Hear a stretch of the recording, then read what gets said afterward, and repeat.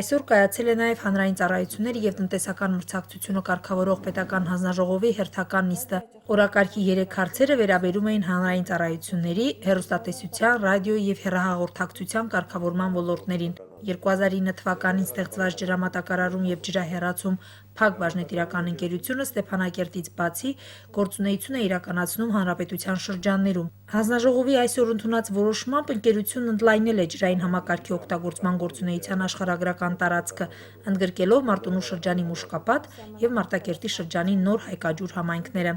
Հանձնաժողովը ուժը կորցրած է ճանաչել Նեո սահմանափակ պատասխանատվությամբ ընկերությանը տրամադրված ռադիոհաճախականության օգտագործման թույլտվությունը և Արմինկո ՆԿ ընկերությանը Ստեփանակերտի տարածքում ռադիոհաղորդումների եթերային վերահեռարձակման լիցենզիա տրամադրելու մասին 2010 թվականի որոշումը։